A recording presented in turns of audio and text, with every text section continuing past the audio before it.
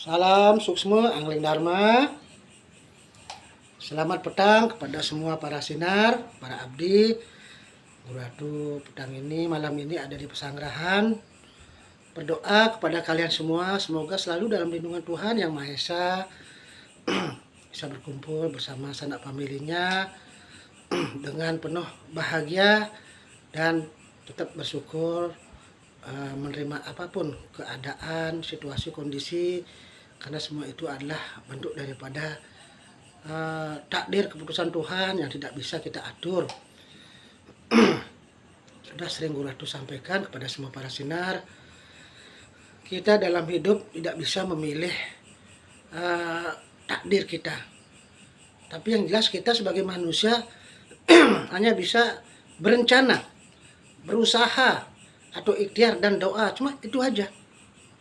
Ada namanya niat atau rencana, ada namanya, kalau niat atau rencana itu kan bersifat batin, rohani. Yang secara lahir adalah ikhtiar dan doa. Ikhtiar itu usaha dan doa. Jadi kita sebagai insan ciptaan Tuhan yang percaya dengan adanya Tuhan, percaya kita diciptakan Tuhan, jangan pernah kita jauh dari beliau. Cara kita dekat sama beliau itu kan banyak cara. Dalam sastra, dalam kitab agama, kita diajarikan kita rajin berdoa, bersembahyang. Berdoa bersembahyang itu mungkin kita ke tempat-tempat ibadah, tempat suci. Ya, kita rajin berdoa itu di tempat suci. Tapi di sini Guru Atu menyempurnakan agar hubungan batin maupun lahir kalian lebih sempurna. Karena dengan kesempurnaan segala sesuatu yang baik dan positif itu, apalagi hubungan ke Tuhan maupun dalam perilaku, itu menyebabkan hidup kita akan banyak perubahan, akan banyak mendapatkan suatu hal yang baik dan positif dalam hidup ini. Kalau untuk urusan hubungan batin atau rohani kita kepada Tuhan kan cara berdoa. Cara berdoa selama ini kan kita dididik dengan di tempat sembahyang, tempat ibadah, itu benar, laksanakan. Kalau kita memang berada di tempat suci, tempat ibadah, kita bersembahyang di sana, selain kita ada doa-doa, mantra-mantra, puja-puja, sembahyang, kita bisa juga berdoa secara pribadi pakai bahasa apapun kendah raga tadi ucapkan di sana. Di samping itu untuk berdoa dimanapun bisa, karena rumah Tuhan atau tempat rumah Tuhan itu adalah di alam semesta ini.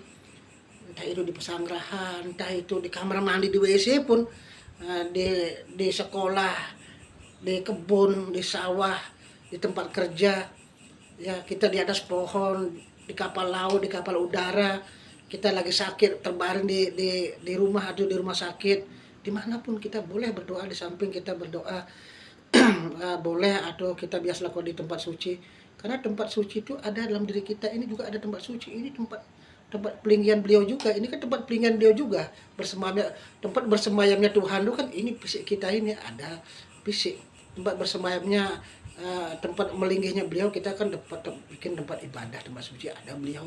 Jadi kita masalah berdoa itu dimanapun kita boleh, karena kita yakin Tuhan juga ada dalam jiwa kita. Di samping kita berdoa di tempat suci, tempat ibadah, jadi jangan sampai kita keliru seakan beribadah, berdoa itu atau bersembahyang harus kita ke pura, ke masjid, ke gereja atau tempat ibadah. Kalau kita tidak memungkinkan, kalau pas tidak ada acara-acara atau piodalan atau hari raya, masa kita ke tempat-tempat ibadah, kan jadi omongan.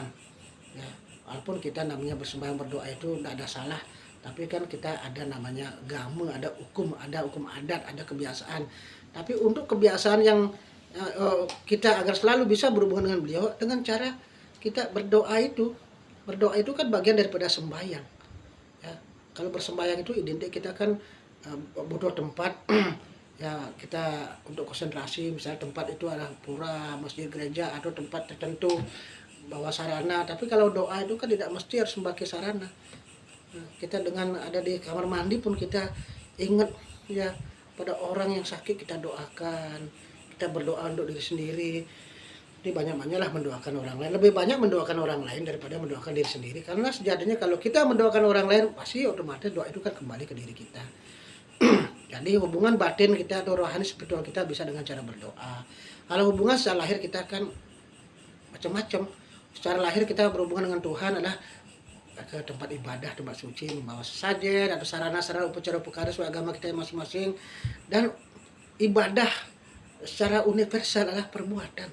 Sudah sering Guru Ratu sampaikan, biar kita tidak salah wesel keliru nanti langkah pikiran dan perilaku kita, seakan-akan kita sudah merasa paling dekat sama Tuhan, sama Betara, sama Dewa, sama malaikat, sama nabi utusan beliau barangkali.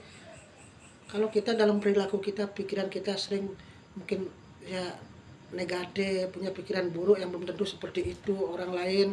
Ya, kita ucapan kadang-kadang sering menyinggung orang, merendahkan orang lain karena merasa diri kita lebih kaya atau kaya, kita orang berpangkat, kita jabatan sosial tinggi. Tak boleh kita merendahkan orang lain, itu karena saudara kita.